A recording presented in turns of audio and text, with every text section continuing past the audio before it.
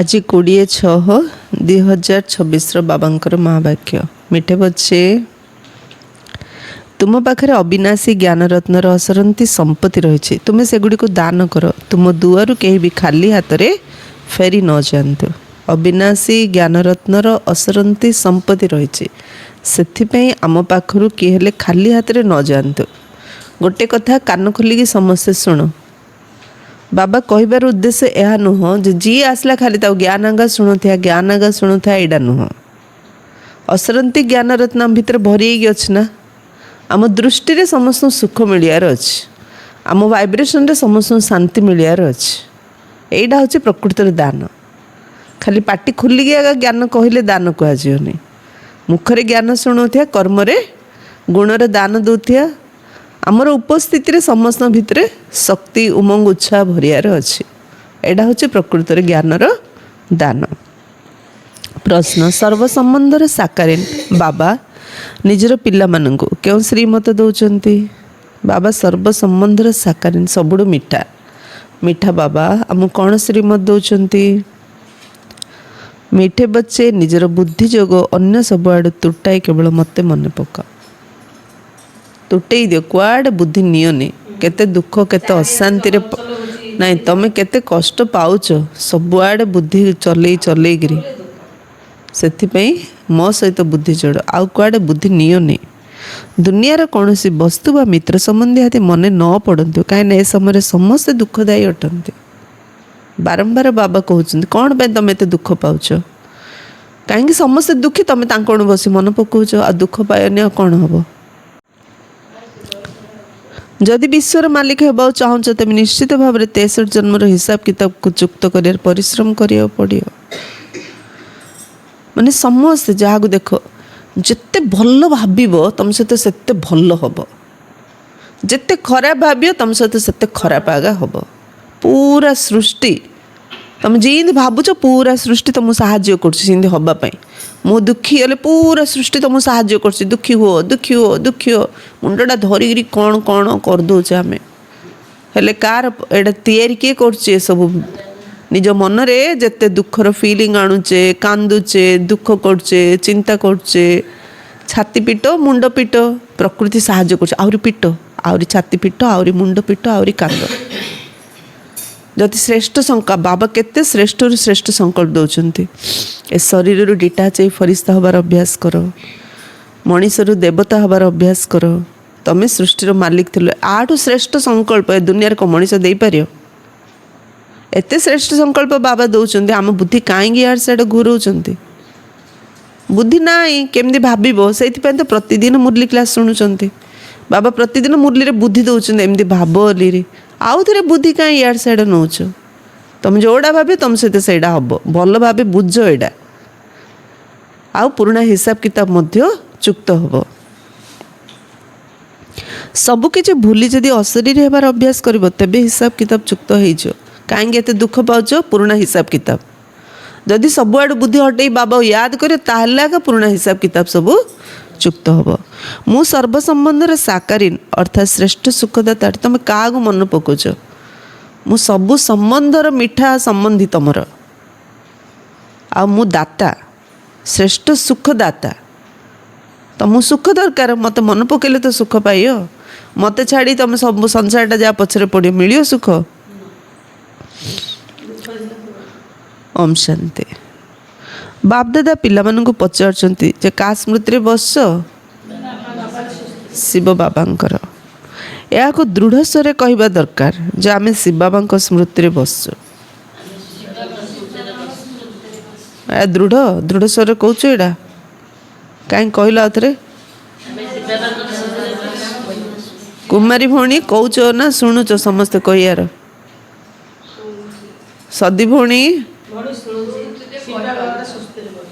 नहीं एकास्वर को आमे शिव बाबांकर स्मृति रे बसीचु भाभा भी कौच ना दृढ़ता सहित कौच डाउट लाउच कि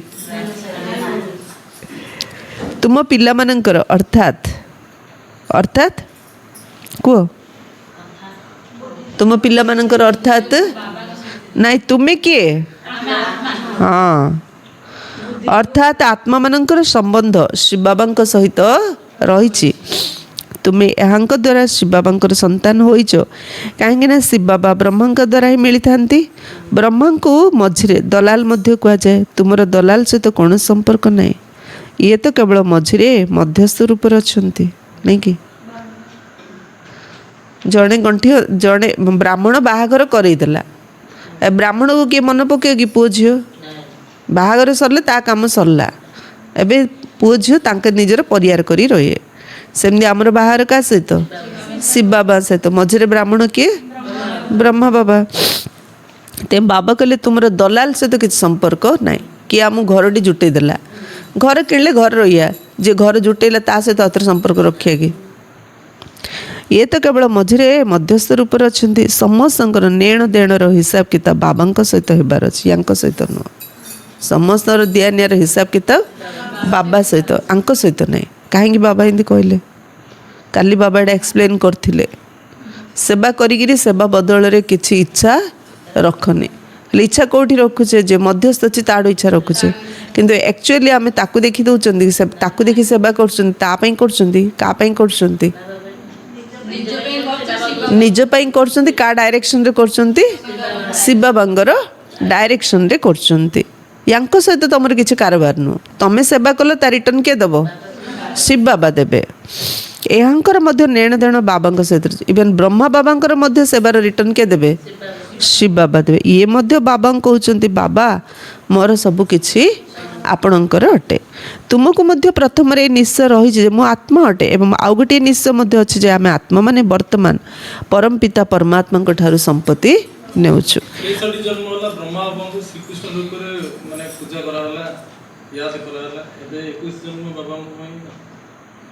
21 जन्म बाबा हाँ हाँ हाँ हाँ तो मन वचन कर्म एवं शरीर मन धन रे आमे शिव बाबा सहयोगी होउछु ए सब किछि शिव बाबा को अर्पण करि देछु पुणी शिव बाबा निर्देश दौरान एपरी एपरी कार्य कर यह कह श्रीमत तन मन धन मन वचन कर्म बाबा को समर्पण कले तापर बाबा जी श्रीमत देले श्रीमत अनुसार ताको कार्य रे लगेले बाबा एमती एमती कर कहले आमे सेमदी सेमदी कले बाबा निजे कहते मुझे पुराणा शरीर प्रवेश कर ब्रह्मा मध्य पतितर पावन होचंती एक कथा किए कहते शिव बाबा कहते ब्रह्मा मध्य पतितर पावन होचंती ये मध्य पवित्र होचंती यांकर मध्य मो सहित हिसाब किताब रही शिव ब्रह्मा बाबा मध्य शिव बाबा सहित हिसाब किताब रही यहाँ सहित कहार भी हिसाब किताब ना ब्रह्मा बाबा शिव बाबा सहित अच्छे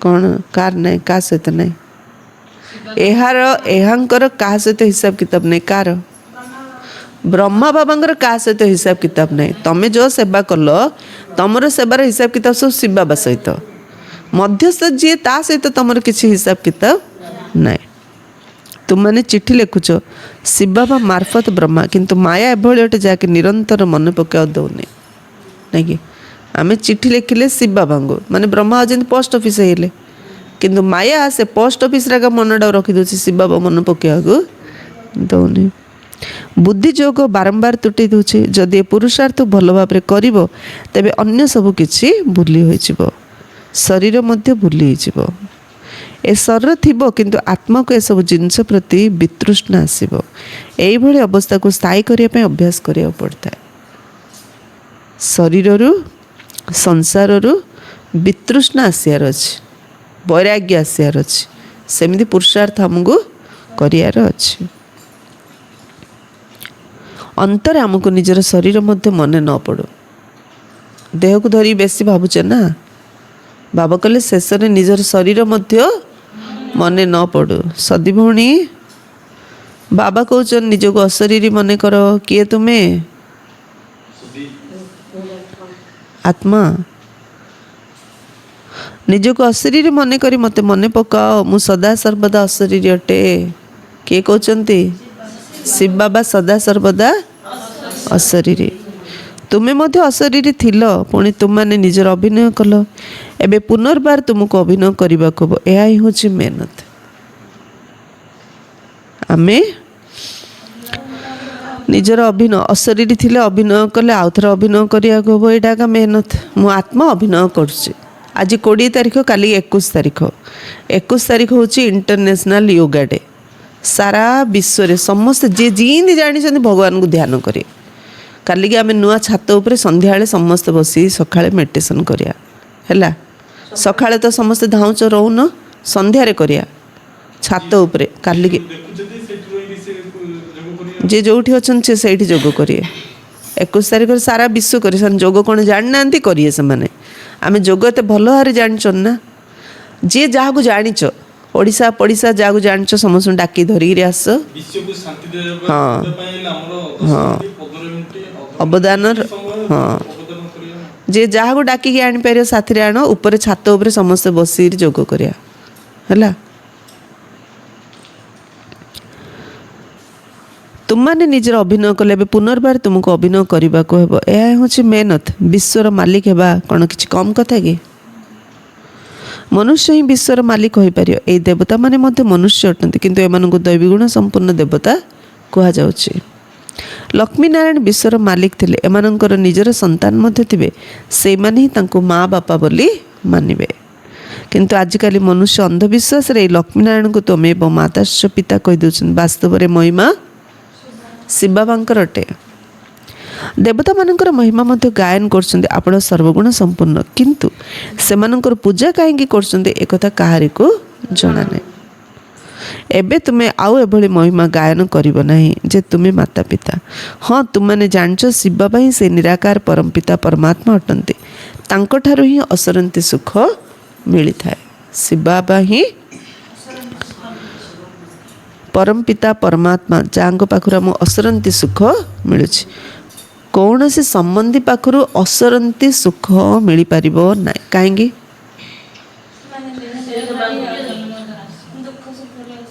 କାରଣ ତାଙ୍କ ପାଖରେ ନାହିଁ ନା ଅସରନ୍ତି ସୁଖ। ତମେ ମୋତେ କେଉଁଟା ମାଗିବ, ମୋ ପାଖରେ ଥିଲେ ତ ଦେବି ନା।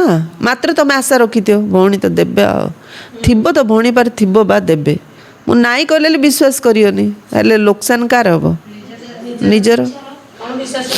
ନାଇଁ, କୌଣସି ମଣିଷ ପାଖରେ ନାହିଁ, ଆମେ ତା ପଛରେ ପଡ଼ୁଛେ ସିଏ ଅସରନ୍ତି ସୁଖ ଦେବ। ଅସରନ୍ତି ସୁଖ ଦେବ ବାଲା କେବଳ ଜଣେ। ସେଇଥିପାଇଁ ଆମେ ଦୁଃଖୀ ଯାଉଛନ୍ତି। କାଲି ମୋ ପିଲା ପଚାରୁଥିଲା, ଆଜି ପଚାରୁନି।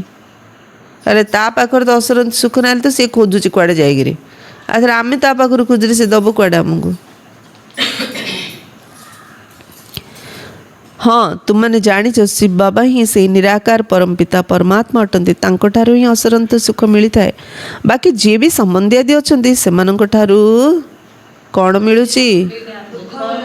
ଦୁଃଖ ହିଁ ମିଳୁଛି। ସବୁ ସମ୍ବନ୍ଧୀମାନଙ୍କ ପାଖରୁ ଦୁଃଖ ହିଁ ମିଳୁଛି। ସତୀ ଭଉଣୀ, ଝିଅ ପାଖରୁ କ'ଣ ମିଳୁଛି? ଦୁଃଖ ମିଳୁଛି ନା ସୁଖ ମିଳୁଛି?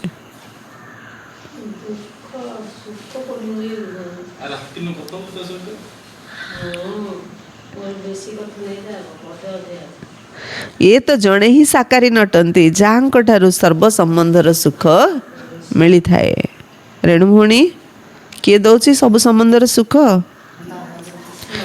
ସେଥିପାଇଁ ବାବା କହୁଛନ୍ତି ମାମୁଁ, କକେଇ, ଦାଦା ଇତ୍ୟାଦି ସମସ୍ତଙ୍କ ଠାରୁ ବୁଦ୍ଧିଯୋଗ ତୁଟି କେବଳ ମୋତେ ସ୍ମରଣ କର। ଲକ୍ଷ୍ମୀ ସମସ୍ତଙ୍କୁ ମନେ ପଡ଼ୁଥିବ, ଦାଦା, ମାମୁଁ, କାକା, ମାଉସୀ, ପିଉସୀ। ବାବା କହିଲେ ସମସ୍ତଙ୍କ ବୁଦ୍ଧି ତୁଟା ନଥିଲେ କାନ୍ଦୁଥିବ ଦିନ ରାତି। ତୁମେ ଗାୟନ ମଧ୍ୟ କରୁଛ, ଦୁଃଖ ହର୍ତ୍ତା ସୁଖ। କିଏ ମନେ ପଡ଼ିବ ତା ପାଖକୁ ଯାଇପାରିବେ କି? ନ ଗଲେ ଆଉ ଥରେ ମୁଣ୍ଡ ଖରାପ ଲାଗୁଛି। ଯିବି ବୋଲି ଭାବିଦେଲେ ଗଲେନି ହେଲି। ଆଉ ହଁ, ତୁମେ ଗାୟନ ମଧ୍ୟ କରୁଛ, ଦୁଃଖ ହର୍ତ୍ତା ସୁଖ କର୍ତ୍ତା। ସମସ୍ତଙ୍କର ସଦ୍ଗତିଦାତା ଜଣେ ହିଁ ଅଟନ୍ତି। ସେ ହିଁ ଆମର ସବୁ କିଛି ଅଟନ୍ତି। ଲୌକିକ ପିତାଙ୍କ ଠାରୁ ମଧ୍ୟ ଦୁଃଖ ହିଁ ମିଳିଥାଏ। ରଚନା ଭଉଣୀ,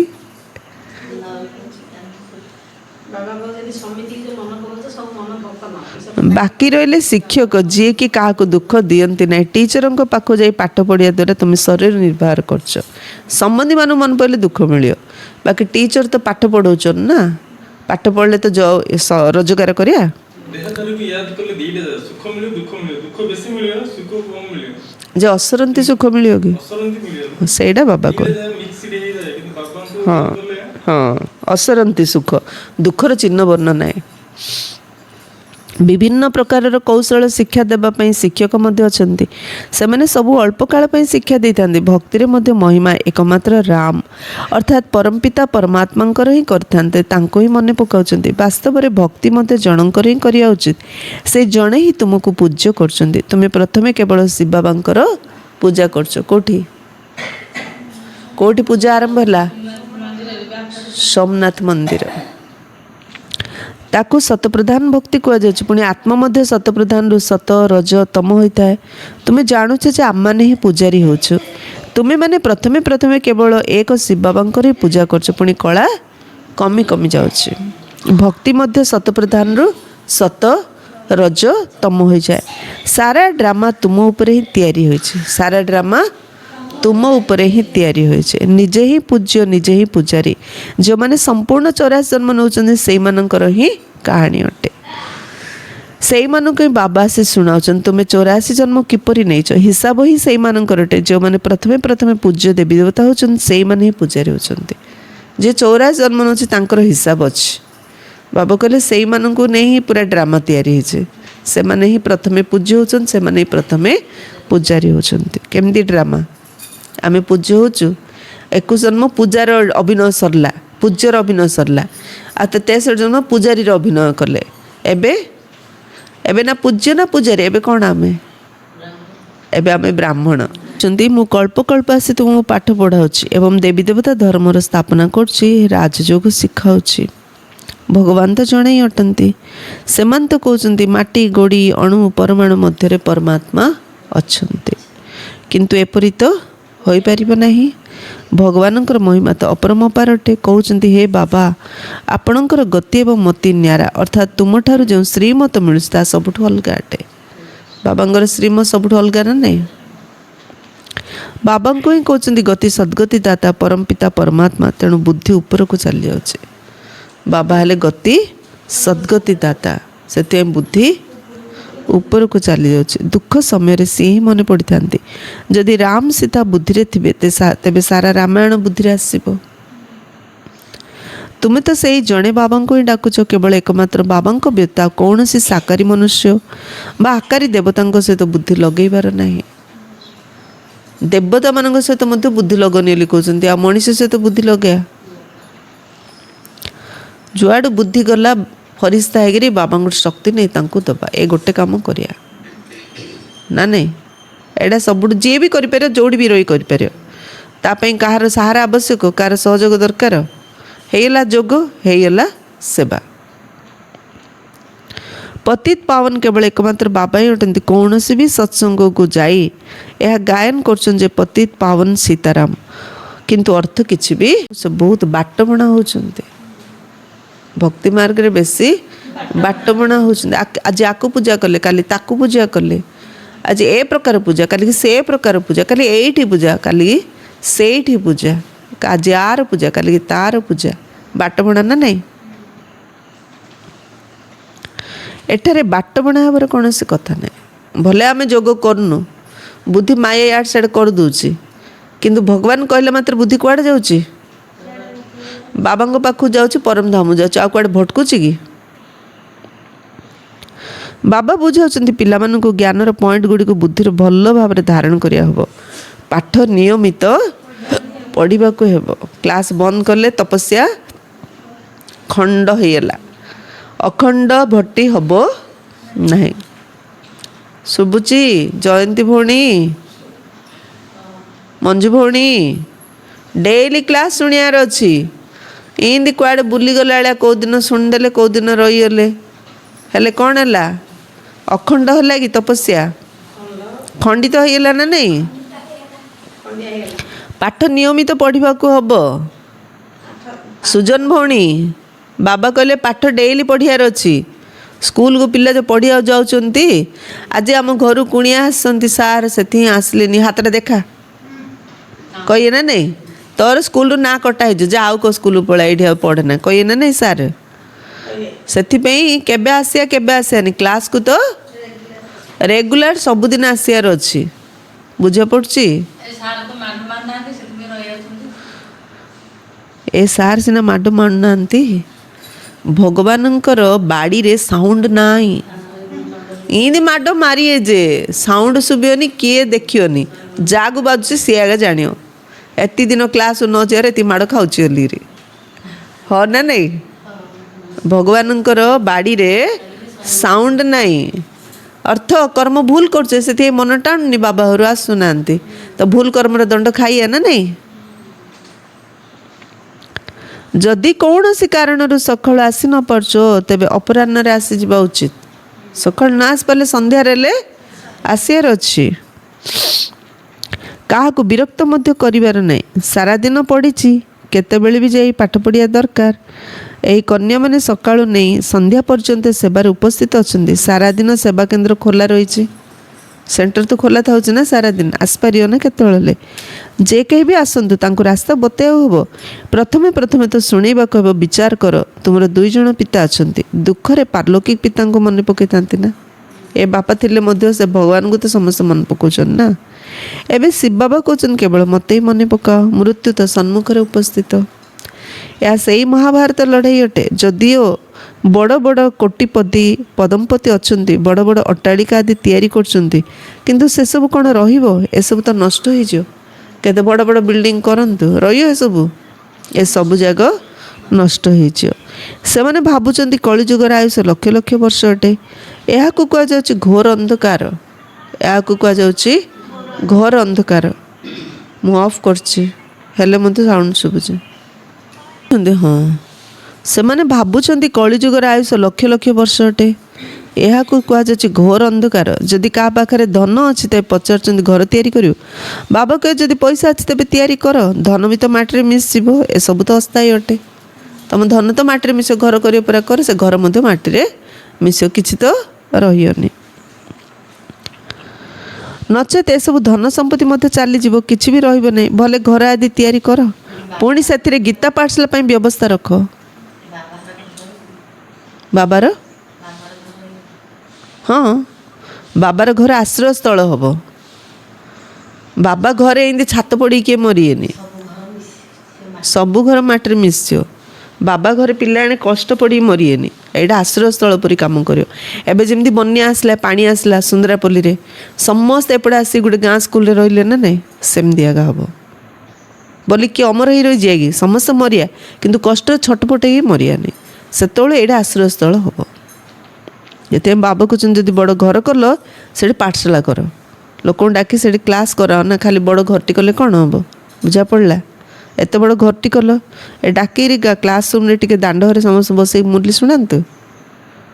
ଯିଏ ପଢ଼ୁଛି ତାକୁ ଡାକ, ଟିକେ ପଢ଼ିଦିଅ କୁହ, ମୁରଲି ଏଇଠୁ ନିଅ। ହଁ, ନଥିଲେ ମୁରଲି କ୍ଲାସ୍ ଆସୁଛି ନା ମୋବାଇଲରେ, ବସିକି ଶୁଣ। କ'ଣ ହେଲେ ଗୋଟେ ସେବା କର ନା। ଯିଏ ବି ତୁମ ଦୁଆରକୁ ଆସନ୍ତି ତାଙ୍କୁ ଏଭଳି ଭିକ୍ଷା ଦିଅ ଯଦ୍ୱାରା ସେ ବିଶ୍ୱର ମାଲିକ ହୋଇଛି।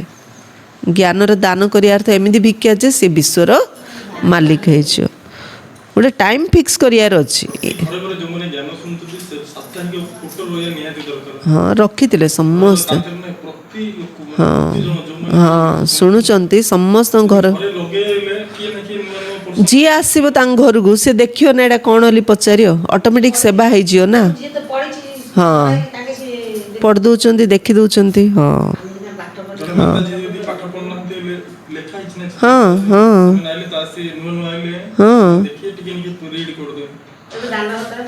ହଁ ହଁ ହଁ, ଦେଖୁଛନ୍ତି, ପଢ଼ୁଛନ୍ତି, ଜାଣୁଛନ୍ତି ନା। ତୁମମାନଙ୍କ ଭିତରେ ତୁମ ପାଖରେ ଅସରନ୍ତି ଜ୍ଞାନଧନ ରହିଛି। ଏତେ ଧନ ଆଉ କାହା ପାଖରେ ନାହିଁ। ତୁମମାନଙ୍କ ଭିତରେ ସବୁଠାରୁ ଧନବାନ ସିଏ, ଯାହା ଭିତରେ ବହୁତ ଜ୍ଞାନ ରତ୍ନ ଭରି ହୋଇ ରହିଛି। ଯେ କେହି ବି ଆସନ୍ତୁ, ତୁମେ ତାଙ୍କର ବୁଦ୍ଧି ରୂପକ ଝୁଲା ଭରଣ କରିଦିଅ, ଜ୍ଞାନରେ ଭର୍ତ୍ତି କରିଦିଅ। ଯିଏ ଆସିବ ତମ ପାଖକୁ, ତୁମ ପାଖରେ ବହୁତ ସମ୍ପତ୍ତି ରହିଛି, କେବଳ ଏଇ ବୋର୍ଡ଼ ଲଗାଇ ଦିଅ, ଆସନ୍ତୁ। ସିଏ ଆଗ ବୋର୍ଡ଼ ଲଗାଇବ। ଏବେ ରଘୁନାଥ ଭାଇ କ'ଣ ତାଙ୍କ ଘରେ ଗୀତା ପାଠଶାଳା ଚଲେଇଛନ୍ତି କି? ମାତ୍ର ବାବା ଯେମିତି କହୁଛନ୍ତି ସେମିତି ଗୋଟେ ବୋର୍ଡ଼ ଗୋଟେ ଲେଖିକିରି ମାରି ଦେଇଛନ୍ତି ଦାଣ୍ଡରେ। बाबा कौ दिन कौ प्रकार बोर्ड लिखा कहते कौ दिन जी जो दिन शुणला से दिन मारला आज बाबा कौन बोर्ड मारिया कहले बोर्ड रे लेख आसतु आमे आपण को सदा सुखी स्वर्गर संपत्ति पाइबार रास्ता बतैबू लिखते लाइनटा लिखते एमती बोर्ड तैयारी करी दांडे लगातु बाबा कहते करार अच्छी ना ए लक्ष लक्ष टंका कोटी कोटी टंका सार दौच खाइबा पीवा बुलवा एडा सेडारे एडा बोर्डटारे केते पैसा खर्च होइछ ना कौन लिखतु आसतु आमे आपण को सदा सुखी स्वर्गर संपत्ति पाइबार रास्ता बताइबो देखिया इंडिया बोर्ड किए किए लगे जे कहियो मु प्रिंट करी बोर्ड करिए दे दी हैला दीप हाँ पैसा जे लगे सी दब जदि मु पैसा देवी समस्ते तैयारी कर नहीं जे तांके चुल्ली जाल दे रखिदे भौणी तुम तो देल आम घरे मना कर कौन करी भौणी से काठ चुल्लारे जाल देली आम कहे जे पैसा लगे थी तार से मूल्य जान जे पैसा लगे तार मूल्य जानियोगे गोटे हाँ एठा को आसिले किंतु पिला मानक भितर से भले निशा रोनी बाबा कहले मध्य पिला को निशा रोनी शुभुची समस्त कान को जयंती भौणी कुमारी भौणी बड़ मारियो दांडे सदी भौणी बड़ मारियो दांडे दांड घरे नहीं दांड रे पाहाच उपरे आमर जिंदी बाहर लेखा है हाँ सेमती मारियार अच्छी कौन रेणु भौणी भावुच हाँ पलैले दांडे मरा होते कौन असुविधा कि तुम घरटा रोचे ना नहीं तुम पलैले तुम घरटा रोचे ना नहीं से मु कौन तुम धरी बुलली कौच मु तो कह तुम घर लगा बोली कौच हाँ हाँ हाँ आसतु आमे आपण को सदा सुखी स्वर्गर संपत्ति पाइबा रास्ता बतौ किंतु पिला मानक भितर से भले निशा रहुनी एठा को आसिले निशा चढ़ी जाउची बाहर गले भूली जाउछन पूरा सोडा वाटर से सोडा रे गोटे बाटी थाउची हाँ पूरा फुल गैस थाउची बाटीटा जिन चिपी दो सब जाऊ उड़ी जाउची आश्रम गले पूरा ज्ञान पी देला बाहर गले सब भूली जाउछंती तुम भितर शौक रहा दरकार कहीं भी आसत एभली रास्ता बता जहाद्वारा तांकर जीवन नौका पारी हो जीवन नौका पारी होजार अच्छी तुम पाखे बहुत परिमाण धन रही कहीं भी भिकारी आसतु बा कहीं लक्षपति आसतु किंतु तुम्हें तांको बहुत रत्न दे पार काली खरा आड़े गोटे मधुआड़ी आसी कबाड़ बाड़ेला टिके मद बास्ना आस मद कि गंजे कि कौन कि बास्ना तो अलग बास्ना आसूची 10टा बेलू हेले से कबाड़ बाड़ेला कौन ना मुझे ज्ञान शुणा चाहूँ मत ज्ञान शुणेबे शुणेली ताको ज्ञान शुणा आसल तो शुणैया ना शुणला आड़ू तापर लास्ट फोटो मु देखली चेयर पर बसल ना ना मुझे तले आगा बसली कहला शुणेली हेले बहीडारू शुणेली आ तार बास्नाटा हूँ ना मुझे कहली चलो से बड़ फोटो पाखे शुणेबी हेले से बहीटा को पढ़ुची से मुझे कहली बड़ फोटो बार आ स्पष्ट रूप से पढ़ी पार से जो भावना आसी आसू जिंदी आसी आसू मु जन सहित डिस्कसन कली जे से कहला तुम ओम शांति आश्रम जाए पचार तुम सब ज्ञान शुणेये से मुझे आसली तापर से तल होली फोन कला क्लास करिया आसी मु कहली हाँ आस कहीं ए लोकटा अच्छी आ जन आइलागा से जीव से जेती हो जो पूरा सब तो शुणला ना आज नथले से कान रे ज्ञानटा पढ़ला मन तो काम को आसियो ना निश्चय तो बाबा कौन कहते कई भी आसतु तांको बहुत रत्न दे पारियो से जी हो लक्षपति हो करोड़पति हो बाबा एठारे निशा चढ़ाउछन्ति पुणी ता सोडा पानी भली तुरंत कम हो जाउछि बाबा तुमर झोली को अविनाशी ज्ञान रत्न रे भरी दउछन किंतु तुम भितर क्रमान्वय रछन्ति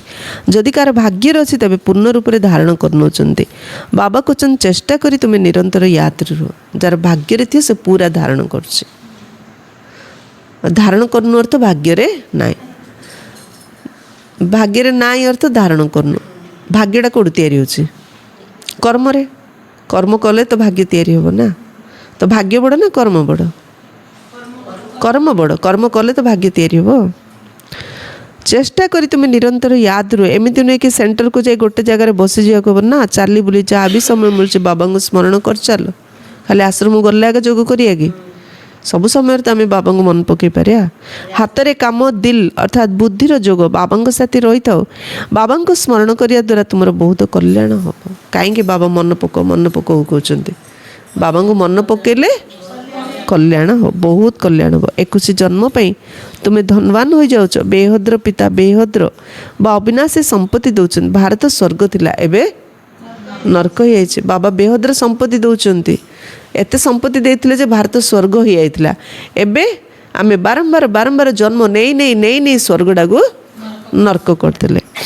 ବାବା କହୁଛନ୍ତି ଏବେ ମୋତେ ମନେ ପକାଅ, ତେବେ ତୁମର ଆତ୍ମା ଶତପ୍ରଧାନ ହୋଇଯିବ। ବାବାଙ୍କୁ ସ୍ମରଣ କରିବା ଦ୍ୱାରା ନିଶା ଚଢ଼ିବ। ବାବା ଏତେ ସବୁ କହିଲେ ମଧ୍ୟ ନିଶା କାହିଁ ଚଢ଼ୁନି? ଯୋଗ କରୁନାହାନ୍ତି। ଯୋଗ ଲଗେଇଲେ ଆଗା ନିଶା ଚଢ଼ିବ। ଆମ ଭଳି ଧନବାନ ସୃଷ୍ଟି ଆଉ କେହି ନାହାନ୍ତି। କ'ଣ ନଶା ଚଢ଼ିବ ଯୋଗ କଲେ? ମୋ ପରି ଧନବାନ ଏ ସୃଷ୍ଟିରେ କେହି ନାହାନ୍ତି। କାହିଁକି? ମୋ ପାଖରେ କେଉଁ ଧନ ଅଛି? ଜ୍ଞାନ ଧନ ଅଛି। ଜ୍ଞାନ ଧନ କିଏ ନେଇପାରିବ ଚୋରି କରିରି? ଯଦି ନେଇଯିବ ଆହୁରି ଭଲ, ସିଏ ହେଲେ ଧନୀ ହେଇଯିବ ନା ନାଇଁ? ଚୋରର ମଧ୍ୟ କଲ୍ୟାଣ ହେଇଯିବ। ବାବା ଯଦି ମନେ ପଡ଼ୁନାହାନ୍ତି ତେବେ ଧନ କେଉଁଠୁ ଆସିବ? ମନେ ପକେଇଲେ ନା ଧନୀ ହେବ। ମନେ ପଡ଼ିଲେ ଧନୀ ହେବ କେମିତି? ସ୍ୱର୍ଗରେ ତ ତୁମ ପିଲାମାନଙ୍କୁ ଅପାର ସୁଖ ମିଳୁଛି। ଶାସ୍ତ୍ରମାନଙ୍କର ତ କେତେ ସବୁ ମନଗଢ଼ା କଥା ଲେଖିଦେଇଛନ୍ତି। ଗାୟନ ମଧ୍ୟ କରୁଛନ୍ତି, ରାମ ରାଜା ରାମ ପ୍ରଜା, ଧର୍ମର ଉପକାର ହେଉ। ପୁଣି କହୁଛନ୍ତି ରାମଙ୍କର ସୀତା ଚୋରି ହୋଇଗଲା, ବନ୍ଦର ସେନାର ସହଯୋଗ ନେଇଥିଲେ। ଆଗରୁ ଆମେ ନିଜେ ମଧ୍ୟ ପଢ଼ୁଥିଲେ କିନ୍ତୁ କିଛି ବି ବୁଝିପାରୁନଥିଲେ। ଏବେ କେତେ ବୁଝିପାରୁଛୁ। କେତେ ଆଶ୍ଚର୍ଯ୍ୟଜନକ କଥା ସବୁ ଲେଖିଦେଇଛନ୍ତି। ଭଗବାନ ସର୍ବଶକ୍ତିମାନ, ତାଙ୍କର ସ୍ତ୍ରୀକୁ ରାବଣ ଚୋରି କରିଦେଲା, ହେଲେ ଭଗବାନଙ୍କ ପାଖରେ ଶକ୍ତି ନାହିଁ ଯେ ମାଙ୍କଡ଼ ଦଳକୁ ଧରିଗଲେ ରାବଣ ଉପରେ ଜିତିବା ପାଇଁ। ସବୁରେ ହଁ। ଭଗବାନଙ୍କର ଭଗବତୀ ଚୋରି ହେଲା, ହଁ। ଭଗବାନ ମାଙ୍କଡ଼ ଯାଉ ନେଇକିରି ରାବଣକୁ ଜିତିଲେ, ହଁ। କେମିତିଆ କଥା ସବୁ, ମନଗଢ଼ା କଥା। ଏବେ କେତେ ବୁଝିପାରୁଛ? କେତେ ଆଶ୍ଚର୍ଯ୍ୟଜନକ କଥା ସବୁ ଲେଖିଦେଇଛନ୍ତି। ବାବା କହୁଛନ୍ତି ମୋତେ ପ୍ରକୃତିର ଆଧାର ନେବାକୁ ପଡ଼ୁଛି। ତ୍ରିମୂର୍ତ୍ତି ଚିତ୍ରରେ ମଧ୍ୟ ବ୍ରହ୍ମା ବିଷ୍ଣୁ ଶଙ୍କରଙ୍କୁ ଦେଖାଉଛନ୍ତି, କିନ୍ତୁ ଏକଥା ମଧ୍ୟ ଜାଣିନା ଯେ ବିଷ୍ଣୁ କିଏ, କେଉଁଠାରେ ରୁହନ୍ତି। ବିଷ୍ଣୁଙ୍କ ମନ୍ଦିରକୁ ନର ନାରାୟଣଙ୍କର ମନ୍ଦିର କହୁଛନ୍ତି, କିନ୍ତୁ ଅର୍ଥ କିଛି ବି ବୁଝୁନାହାନ୍ତି। ନର ହିଁ ପୁରୁଷାର୍ଥ କରି ନାରାୟଣ ହେଇଛନ୍ତି, ସେଇଥିପାଇଁ ନର ନାରାୟଣ ମନ୍ଦିର କହୁଛନ୍ତି, ମାତ୍ର ଅର୍ଥ କିଛି ହେଲେ ବୁଝୁନାହାନ୍ତି। ବିଷ୍ଣୁଙ୍କର ଏହି ଦୁଇ ରୂପ ଲକ୍ଷ୍ମୀ ନାରାୟଣ ଅଟନ୍ତି, ଯେଉଁମାନେ ସତ୍ୟଯୁଗରେ ରାଜତ୍ୱ କରୁଥିଲେ। ଏବେ ତୁମେ ମନୁଷ୍ୟର ଦେବତା ହେଉଛ। ଯଦି କେହି ଆସୁଛନ୍ତି ତେବେ କୁହ ଏମାନେ ବ୍ରହ୍ମା କୁମାର କୁମାରୀ ଅଟନ୍ତି। ତେବେ ପ୍ରଜାପିତା ବ୍ରହ୍ମା ସମସ୍ତଙ୍କର ପିତା ହେଲେ। ପ୍ରଜା ତ ବହୁତ ଢେର ଅଛନ୍ତି, ନାମ ତ ଶୁଣିଛ ନା। ଭଗବାନ ବ୍ରହ୍ମାଙ୍କ ଦ୍ୱାରା ବ୍ରାହ୍ମଣ ରଚନା କରିଥିଲେ। ବାବା ତ ନିଶ୍ଚିତ ଭାବରେ ପିଲାମାନଙ୍କୁ ସମ୍ପତ୍ତି ଦେଇଥିବେ ନା। ତୁମ ସନ୍ତାନମାନଙ୍କୁ ବିଶ୍ୱର ମାଲିକ କରୁଛନ୍ତି। ତୁମମାନେ ଶିବ ବାବାଙ୍କ ଠାରୁ ସମ୍ପତ୍ତି ପ୍ରାପ୍ତ କରୁଛ। ଜଣେ ହେଲେ ଲୌକିକ ପିତା, ଆଉ ଜଣେ ହେଲେ ପାରଲୌକିକ ପିତା। ଏବେ ଏଠାରେ ତୁମକୁ ଅଲୌକିକ ପିତା ରୂପରେ ବ୍ରହ୍ମା ବାବା ମିଳିଛନ୍ତି। ଇଏ ତ ହୀରା ବ୍ୟବସାୟୀ ଥିଲେ। ଇଏ କ'ଣ କିଛି ଜାଣିଥିଲେ କି? ୟାଙ୍କ ପାଇଁ କୁହାଯାଉଛି ଯେ ୟାଙ୍କର ବହୁତ ଜନ୍ମର ଶେଷ ଜନ୍ମର ମଧ୍ୟ ଶେଷ ସମୟରେ ୟାଙ୍କ ଭିତରେ ପ୍ରବେଶ କରିଥାଏ। ବାନପ୍ରସ୍ଥୀ ହେବାର ପ୍ରଥା ମଧ୍ୟ ଭାରତରେ ରହିଛି। 60 ବର୍ଷ ପରେ ଗୁରୁଙ୍କ ପାଖକୁ ଚାଲି ଯାଇଥାନ୍ତି। ବାବା ୟାଙ୍କ ଭିତରେ ପ୍ରବେଶ କରି କହୁଛନ୍ତି ଏବେ ତୁମକୁ ଘରକୁ ଯିବାକୁ ହେବ। ହେ ଆତ୍ମା, ଏବେ ତୁମକୁ ଘରକୁ ଯିବା। ବାନପ୍ରସ୍ଥ ଅବସ୍ଥା ହେଲେ ଘର ଛାଡ଼ିକି ସେମାନେ ଜଙ୍ଗଲକୁ ପଳାଉଛନ୍ତି। ବାବା କହିଲେ ଏବେ ତୁମ 60 ବର୍ଷ ହଉ କି ନ ହଉ, ହେ ଆତ୍ମା ତମର ସମସ୍ତର ବାନପ୍ରସ୍ଥ ଅବସ୍ଥା ହେଲାଣି, ଏବେ ଘରକୁ ଯିବାକୁ ହେବ। ମୁକ୍ତି ତ ସମସ୍ତେ ଚାହୁଁଛନ୍ତି, କିନ୍ତୁ ମୁକ୍ତିକୁ କେହି ବି ଜାଣିନାହାନ୍ତି। ଚାହୁଁଛନ୍ତି ମାତ୍ର ମୁକ୍ତି କ'ଣ କାହାକୁ ହେଲେ ଜଣା ନାହିଁ। ବ୍ରହ୍ମରେ ତ କେହି ଲୀନ ହୋଇପାରିବେ ନାହିଁ। ଏହି ସୃଷ୍ଟିର ଚକ୍ର ତ ଘୁରି ଚାଲିছে, ସମସ୍ତଙ୍କୁ ନିଜର ଅଭିନୟ କରିବାକୁ ହିଁ ପଡ଼ିବ। କହୁଛନ୍ତି ବିଶ୍ୱର ଇତିହାସ ଭୂଗୋଳର ପୁନରାବୃତ୍ତି ହୋଇଥାଏ। ଏହି ଅନାଦି ଡ୍ରାମା ପୂର୍ବ ନିର୍ମିତ ଅଟେ। ଇତିହାସ ଭୂଗୋଳ ରିପିଟ୍ ହେଉଛି। ଅନାଦି ଡ୍ରାମା ପୂର୍ବ ନିର୍ମିତ ଅଟେ। 84 ଜନ୍ମର ଅଭିନୟ ତୁମକୁ କରିବାକୁ ହିଁ ପଡ଼ିବ। ଅଭିନୟ ନା ଚାଲିଛି। ଏହା ହେଉଛି ଜ୍ଞାନର ନୃତ୍ୟ। ସେମାନେ ପୁଣି ଡମ୍ବୁରୁ ଦେଖାଇ ଦେଇଛନ୍ତି, ନାଇଁ କି? ଇଏ ହେଉଛି ଜ୍ଞାନର ଡ୍ୟାନ୍ସ। ସେମାନେ ଦେଖିଦେଲେ ଡମ୍ବୁରୁ। ତା ଆଶ୍ରମରେ ଡମ୍ବୁରୁ କେତେ ଜୋରରେ ବାଜୁଛି। ଘରକୁ ଗଲାବେଳୁ ସାଉଣ୍ଡ ପୁରା ବନ୍ଦ। ଜ୍ଞାନର ଡମ୍ବୁରୁ ବାଜୁଛି ନା ନାଇଁ, କାନକୁ ଘଡ଼ଘଡ଼ ଶୁଭୁଛି। ବାହାରକୁ ଗଲେ ସବୁ ଡ୍ୟାନ୍ସ, ଜ୍ଞାନର ଡ୍ୟାନ୍ସ ବନ୍ଦ ହେଇଯାଉଛି ପୁରା। ତେବେ ସୂକ୍ଷ୍ମପତନବାସୀ ଶଙ୍କର ଡମ୍ବୁରୁ କିପରି ବଜାଇବେ? ସୂକ୍ଷ୍ମପତନରେ କି ଡମ୍ବୁରୁ ବଜାଇବେ? ସବୁ ସାଉଣ୍ଡ କେଉଁଠି? ବାବା ବୁଝାଇଛନ୍ତି ତୁମମାନେ ମାଙ୍କଡ଼ ସଦୃଶ ଥିଲ, ତେବେ ବାବା ତୁମ ଭଳି ମାଙ୍କଡ଼ମାନଙ୍କର ସେନାର ସହଯୋଗ ନେଇଛନ୍ତି। ତୁମ ସମ୍ମୁଖରେ ବାବା ଜ୍ଞାନର ଡମ୍ବୁରୁ ବଜାଉଛନ୍ତି, ତୁମକୁ ଜ୍ଞାନ ଦେଉଛନ୍ତି। ଏବେ ଡମ୍ବୁରୁ ବାଜୁଛି, ନାଇଁ କି? ଜ୍ଞାନର ଡମ୍ବୁରୁ ବାଜୁଛି। ଏବେ ତୁମର ଚେହେରା ଏବଂ ଚରିତ୍ର ଦୁଇଟି ଯାକ ପରିବର୍ତ୍ତନ କରୁଛନ୍ତି। ଚେହେରା କେମିତି ଥିଲା? ମାଙ୍କଡ଼ ପରି। ଚରିତ୍ର କେମିତି ଥିଲା? ନାରଦ ପରି। ବାବାଙ୍କର ଜ୍ଞାନ ଶୁଣିବା ପରେ ଆମେ ସବୁ ଅଙ୍ଗୁର ହେଇଗଲୁ। ଲଙ୍ଗୁରୁ ଯା ଅଙ୍ଗୁର ହେଇଗଲ। ଅଙ୍ଗୁର ହେଲେ ବିଲୁଆ ଖାଇଦ ମିଠା ହେଇଗଲ। କାମ ଚିତା ଉପରେ ବସି ତୁମେ କଳା ହୋଇଯାଇଛ। ବାବା ପୁଣି ତୁମକୁ ଜ୍ଞାନ ଚିତା ଉପରେ ବସାଇ ତୁମର ରୂପ ଏବଂ ଚରିତ୍ର ଦୁଇଟିକୁ ପରିବର୍ତ୍ତନ କରି ଶ୍ୟାମଳରୁ ଗୋରା ବା ପତିତରୁ ପବିତ୍ର କରିଦେଉଛନ୍ତି। ଜ୍ଞାନ ଚିତାରେ ବସେଇକି ଆମକୁ ଆତ୍ମାକୁ ପତିତରୁ ପବିତ୍ର କରିଦେଉଛନ୍ତି। ଏଠାରେ ବାବା କେତେ ନିଶା ଚଢ଼ାଉଛନ୍ତି, ପୁଣି ସେଇ ନିଶା କାହିଁକି ସମାପ୍ତ ହେଇଯାଉଛି? ଏତେ ନିଶା ଚଢ଼ାଉଛନ୍ତି, ଘରୁ ଗଲେ ନିଶା କାହିଁ ସମାପ୍ତ ହେଇଯାଉଛି? ମାନେ ଅନ୍ତିମ ସମୟରେ ଆମେ ଯେମିତି ଆମେ ବାବାଙ୍କୁ ସହଯୋଗ କରୁଥିବା, ବାବାଙ୍କୁ ସହଯୋଗ ମାନେ କଣ, ଯଜ୍ଞରେ ସହଯୋଗ କରୁଥିବା, ସେମିତି ଆମକୁ ଅନ୍ତିମ ସମୟରେ ଦୁନିଆ ବିନାଶ ଯେବେ ହବ ଆମକୁ ସେଇ ଟାଇପର ସହଯୋଗ ମିଳିବ। ସହଯୋଗ ମିଳିବ ନିଶ୍ଚୟ। ଆମେ ଯଦି ଯୋଉ ଟାଇପର ସହଯୋଗ କରିଥିବା, ହଁ ହଁ ହଁ, ଯେମିତି କରିଥିବା, ଯେତିକି କରିଥିବା ସେତିକି ସହଯୋଗ ରିଟର୍ଣ୍ଣରେ ଆମକୁ ମିଳିବ। ସେଥିପାଇଁ ଦୁନିଆ ବିନାଶ, ଶରୀରର ଅନ୍ତିମ ସମୟ ଆସିବ ନା ନାହିଁ। ଏବେ ଆମେ ଶରୀରର ଅନ୍ତିମ ସମୟର ବିଷୟରେ ଭାବୁନେ। ଏବେ ଯେଉଁ ଖୁସିରେ ଅଛେ, ସୁଖରେ ଅଛେ, ଠିକରେ ଅଛେ, ଚାଲିଛି ଗାଡ଼ି ଥାଉ, ପିଲା ଛୁଆ, ଘର ଦ୍ୱାର, ଧନ ସମ୍ପତ୍ତି ସବୁ ଠିକ୍ ଥାଉ, କିନ୍ତୁ ମଲାବେଳେ ଏବେ ଯେଉଁ ସେବାଟା କରିଥିବା ସେଇଟା ସହଯୋଗ ଦେବ। ବୁଝା ପଡ଼ୁଛି ସମସ୍ତଙ୍କୁ? ନଥିଲେ ପ୍ରାୟଶ୍ଚିତ କରିବ, କାନ୍ଦିବ। କାହିଁକି ଯେଉଁଟା ମୋର ବୋଲି ଭାବିକି ବସଛ ସେ ସବୁ କିଛି ତ ତୁମର ହେବନି। ଗଲାବେଳୁ ମଲାବେଳୁ ସେ ସବୁ ତୁମର କିଛି ହେବନି। ତୁମେ ଖାଲି ଦେଖି ଏମିତି ମରିଯିବ। ମୁଁ ଯଦି ଏତିକି ବାବାକୁ ଦେଇଥାନ୍ତି, ବାବା ସେବାରେ ଲଗେଇ ଦେଇଥାନ୍ତି, ଏବେ ମୁଁ କେତେ ବଡ଼ ଘରେ ଜନ୍ମ ହୋଇଥାନ୍ତି। ବାବା ସେତେବେଳେ ଦେଖାଉଛନ୍ତି ନା ମଲାବେଳେ କେମିତିଆ ଘରେ ଜନ୍ମ ହେବ, ନାଇଁ କି? ଗୋଟେ ସେଠ ଭାଇଟା ମରିଗଲେ, ବାବା ତାକୁ ଦେଖେଇଲେ ତୁମେ ଏମିତି ଗରିବ ଘରେ ଜନ୍ମ ହେବ। ସେ କହିଲେ ବାବା ମୁଁ ତ ସେଠ, ମୁଁ ତ କରଡ଼ପତି, ମୁଁ ଏମିତିଆ ଘରେ ଜନ୍ମ କେମିତି ନେଇପାରିବି ବାବା? କହିଲେ ତ ମୁଁ କେତେ ଥର କହିଛି ସେବା କର ସେବା କର, ଶୁଣିଲନି? ମୁଁ କ'ଣ କରିପାରି କୁହ? ତୁମେ ଟ୍ରାନ୍ସଫର୍ କରିଥିଲେ ନା, ମୁଁ ତୁମ ଆଉ ଗୋଟେ ଘରେ ଦେଇଥାନ୍ତି ସେଇଟା, ତୁମେ ତ ଟ୍ରାନ୍ସଫର୍ କଲନି। ଏବେ ଏଇଟା ହିଁ ତୁମକୁ ମିଳିବ। ବାକି ତୁମ ସ୍ତ୍ରୀ ଲୁଚେଇକିରି ତୁମର ସେବାରେ ଲଗେଇଥିଲା। ହଁ ହଁ ହଁ, ସେଥିପାଇଁ ତୁମେ ବଡ଼ ହେଲେ ଆର ଫଳ ତୁମକୁ ମିଳିବ। ବାକି ଏବେ ତ ତୁମକୁ କିଛି ମିଳେ, ତୁମେ ସ୍ତ୍ରୀ ତ ମିଳିବ, ସିଏ ତ ବଡ଼ ଘରେ ଜନ୍ମ ହେବ ନିଶ୍ଚୟ। ଆଉ ସ୍ୱାମୀ କି ଆଉ ଥରେ ବଡ଼ ହେଲା ପରେ ମିଳିବ। ବେପାର ବାଣିଜ୍ୟରେ ତାକୁ ଏ କର୍ମର ଟିକେ ଫଳ ମିଳିବ, ସହଯୋଗ ମିଳିବ। ଅଚାନକ ତାକୁ ସମ୍ପତ୍ତି ମିଳିବ। ସେଥିପାଇଁ କର୍ମର ଗହନ ଗତି, ସବୁବେଳେ କର୍ମର ଗହନ ଗତି ବୁଝିବାକୁ ପଡ଼ିବ। ଖାଲି ଆରେ ଯିଏ ଜ୍ଞାନ ବୁଝୁନାହାନ୍ତି ତାଙ୍କେ ଖାଲି ବର୍ତ୍ତମାନ ସମୟକୁ ଦେଖୁଛନ୍ତି, ଲୁଚେଇକିରି କରୁଛନ୍ତି। ହଁ ହଁ ହଁ, ଭାଇମାନେ ମଧ୍ୟ ଭଉଣୀମାନେ ମଧ୍ୟ ଯିଏ ଜ୍ଞାନ ବୁଝିଲା ସେ କରୁଛନ୍ତି। ତାପରେ ସେମାନେ ପରସ୍ପର କଥା ହେଲେ, ନଶା କମିଗଲେ ସେବା ମଧ୍ୟ କମିଯାଉଛି ନା ନାହିଁ? କାହିଁକି? ନିଶ୍ଚୟ ବଳରେ ହିଁ ପୁରୁଷାର୍ଥ। ବାବା କହୁଛନ୍ତି, ବାବା ମୋର ଭାଗ୍ୟ ଗଢ଼ିବା ପାଇଁ ଆସିଛନ୍ତି, ଭଗବାନ ଉବାଚ ବୋଲି ବୁଝିଲେ ତା ଅନୁସାରେ କରିବା, ନଥିଲେ ନାହିଁ। କାହିଁକି? ଆମର ଏଠି କର୍ମ ସମ୍ବନ୍ଧ ଭଉଣୀଙ୍କ ସହିତ ନାହିଁ, କିନ୍ତୁ ଭଉଣୀକୁ ବାବା ନିମିତ୍ତ ରଖିଛନ୍ତି। ଆମେ ସବୁ ଆଶା କାହାଠୁ ରଖିଲେ? ଭଉଣୀଙ୍କ ପାଖରୁ ରଖୁଛନ୍ତି। ଭଉଣୀଙ୍କ ପାଖରୁ ରଖିଲେ କେତେବେଳେ ଇଚ୍ଛା ଲାଗୁଛି, କେତେବେଳେ ଇଚ୍ଛା ଲାଗୁନି। ବାବା ସହିତ ରଖିଲେ କରିବ ଆଉ ପାଇବ। ଆଚ୍ଛା, मीठे मीठे सिक्के लधे बच्चों प्रति माता पिता बाप दादा का याद प्यार और गुड मॉर्निंग। रूहानी बाप की रूहानी बच्चों को नमस्ते। हम रूहानी बच्चों की रूहानी बाप दादा को याद प्यार, गुड मॉर्निंग और नमस्ते नमस्ते नमस्ते। सदा रहो हंसते हंसते, बन जाएंगे फरिश्ते। फरिश्ते कभी किसी में नहीं फंसते, सुखी रुहंतु समझते। धारणा पाई मुख्य सार नंबर 1, बाबा जो असरंती ज्ञानर धन देइछंती सेगुडी को धारण करी निजे धनवान हेबा सहित अन्य समस्त को मध्य दान करबा को हेबो। जे भी आसंतु तांकर बुद्धि रूपी झूला भरी देबा को हेबो। जे भी आसंतु तांकर बुद्धि रे ज्ञान भरीदार अछि। सेकेंड, बाबांकर स्मृति द्वारा ही कल्याण हो। से जेते दूर संभव चलवा बुलवा समय मध्य बाबांक स्मृति रहिबाको हेबो। कौन आश्रम रे आसी खाली बसी पड़ली बाबा कहउछंती कि बाबा मन पकेला तुमर कल्याण हबो। तो चलिया बुलिया समय से बुद्धिर किसी काम ना। मन कर जड़े सिलौची ताकू बुद्धि लगे पड़ुची ରାନ୍ଧୁଛି ଟିକେ ବୁଦ୍ଧି ଲଗାଇବାକୁ ପଡ଼ୁଛି, କେଉଁ କାମରେ କେତେବେଳେ ବୁଦ୍ଧି ଲଗାଇବାକୁ ପଡ଼ୁଛି। ଚାଲିଲା ବେଳେ ବୁଲିଲା ବେଳେ ତ ବୁଦ୍ଧିର କିଛି ଆବଶ୍ୟକ ନାହିଁ, ସେତେବେଳେ ତ ବାବାକୁ ମନ। ହଁ ଯେ ଚାଲିଲା ବେଳୁ ବୁଲିଲା ବେଳୁ କ'ଣ ବୁଦ୍ଧି ଲଗାଇବାକୁ ପଡ଼ୁଛି, ଗୋଟା କେଉଁଠି ପକେଇ କେଉଁଠୁ କାଢ଼ିଗଲି, ତ ସେତେବେଳେ ତ ବାବାଙ୍କୁ ମନେ ପକାଇ ପାରିବା ନା। ସେଥିପାଇଁ ବାବା କହୁଛନ୍ତି ଚାଲିବା ବୁଲିବା ସମୟରେ ବାବାଙ୍କ ସ୍ମୃତି ରହିଲେ କଲ୍ୟାଣ ହେବ। ସର୍ବ ସମ୍ବନ୍ଧର ଭାବ ଏକମାତ୍ର ବାବାଙ୍କ ଠାରୁ ଅନୁଭବ କରିବା ହେବ। ସବୁ ସମ୍ବନ୍ଧର ଭାବ ଆମେ କେତେବେଳେ କେଉଁ ସମ୍ବନ୍ଧୀ ମନେ ପକାଉ, ସେ ଭାବରେ ବିହଳ ହେଇଯାଉଛେ ନା, ତ ସେ ଭାବଟା କାହା ପାଖରେ ରଖିବା, ବାବା ପାଖରେ। ସବୁ ସମ୍ବନ୍ଧର ଭାବ ବାବାଠୁ ନେବାର ଅଛି।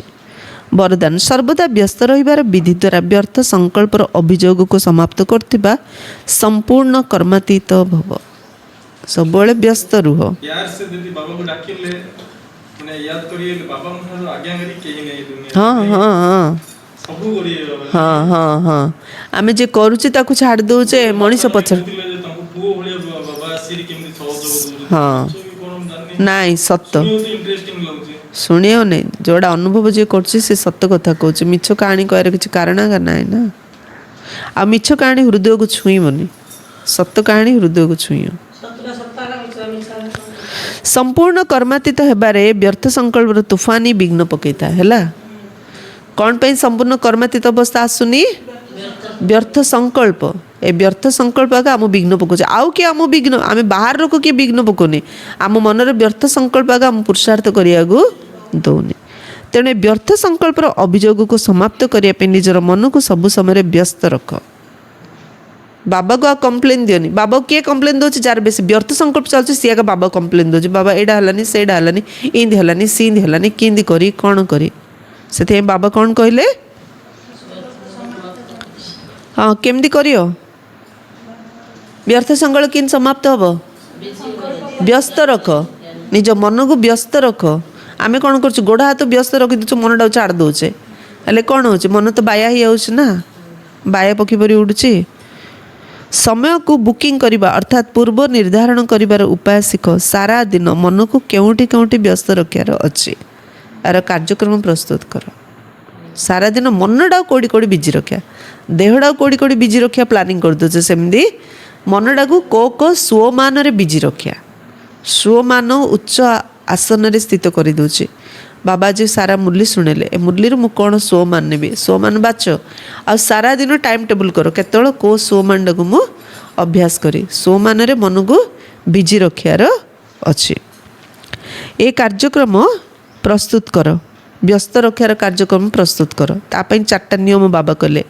फास्ट है मिलन अर्थात आत्मिक वार्तालाप, वर्णना अर्थात सेवा, मगन एवं लगन। या द्वारा तुम समय सफल हो व्यर्थर अभियोग समाप्त हो। फास्ट है केमती मनटा बिजी रखा बाबा तापाई प्लान देले। फास्ट कौन करिया लक्ष्मी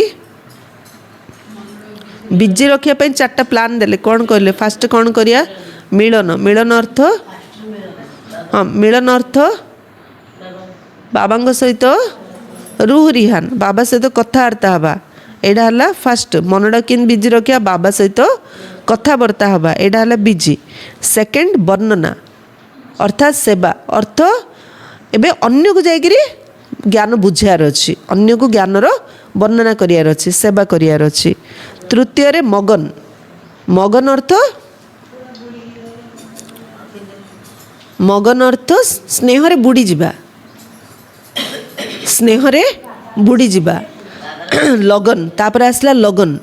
लगन अर्थ ज्ञानर गभीरता जिबा लगन लागियार अच्छी।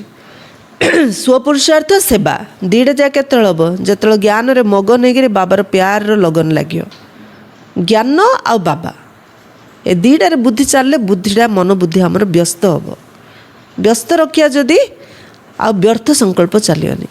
व्यर्थ संकल्प न चलले बाबा को कंप्लेन दबानी बाबा किंद करी कौन करी एडा होनी सेडा होनी कंप्लेन आउ रही। कंप्लेन कारण होची व्यर्थ संकल्प। स्लोगान सफलता को परमात्मा जन्मसिद्ध अधिकार मन करते आत्मा ही सर्वदा प्रसन्नचित रही पार। किछि भी कले सफलता मिलला एटा मु कली सफलता मिलला भाबियानी ये हूँ परमात्मा जन्मसिद्ध ଅଧିକାର ଅବ୍ୟକ୍ତ ଇସାରା ସର୍ବଦା ହର୍ଷିତ ରହିବା ପାଇଁ ନିଜର ସ୍ୱଭାବକୁ ସରଳ କର ଏବଂ ସହନଶୀଳ ହୁଅ। ସରଳତା ଆଣିବା ପାଇଁ କେବଳ ଗୋଟିଏ କଥା ପ୍ରତି ଧ୍ୟାନ ଦେବା ଜରୁରୀ ଅଟେ, ନିଜର ସ୍ଥିତି ଅର୍ଥାତ୍ ପ୍ରଶଂସାର ଆଧାରରେ ନ ହେଉ। କେତେକ ପିଲା କର୍ତ୍ତବ୍ୟର ଫଳ ପାଇବାର ଇଚ୍ଛା ଅଧିକ ରଖିଥାନ୍ତି, ସେଥିପାଇଁ ଯଦି ପ୍ରଶଂସା ନ ମିଳିଲା ତେବେ ତାଙ୍କର ସ୍ଥିତି ହଲଚଲ ହୋଇଯାଏ। ଲକ୍ଷ୍ମୀ ବାବା କହିଲେ କେତେ ପିଲା ସେବା କରୁଛନ୍ତି ପ୍ରଶଂସା ପାଇବା ପାଇଁ, ଯଦି ପ୍ରଶଂସା ମିଳୁନି ତାହେଲେ ତାଙ୍କ ସ୍ଥିତି କ'ଣ ହେଇଯାଉଛି, ହଲଚଲ ହେଇଯାଉଛି। ଯଦି ନିନ୍ଦା ମିଳିଗଲା ତେବେ ଯେପରି ଅନାଥ ହୋଇଯାଆନ୍ତି, ଏତେ ସେବା କଲେ ମଧ୍ୟ ନିନ୍ଦା କରୁଛନ୍ତି ବୋଲି ଅନାଥ ହେଉଛନ୍ତି। ନିଜର ସ୍ଥିତିକୁ ଛାଡ଼ିବା ସହିତ ନିଜର ପିତାଙ୍କୁ ମଧ୍ୟ ଭୁଲି ଯାଆନ୍ତି, ସେଥିପାଇଁ ସ୍ତୁତିର ଆଧାର ଉପରେ ନିଜର ସ୍ଥିତିର ଆଧାର ରଖନି। ନିଜର ସ୍ଥିତିକୁ ଛାଡ଼ିବା ସହିତ ନିନ୍ଦା ସ୍ତୁତିରେ ଆସି ସ୍ଥିତିଟାକୁ ହରାଇ ଦେଉଛନ୍ତି, ତା ସହିତ ବାବାଙ୍କୁ ମଧ୍ୟ ଭୁଲି ଯାଉଛନ୍ତି। ସେଥିପାଇଁ ଏକ ତ ବାବାଙ୍କୁ ୟାଦ କର, ଦ୍ୱିତୀୟରେ ନିନ୍ଦା ସ୍ତୁତିରେ ଆସୁନି, ତାହେଲେ ସ୍ଥିତି ଆମର ପାୱାରଫୁଲ୍ ହେବ। ଓମ୍ ଶାନ୍ତି।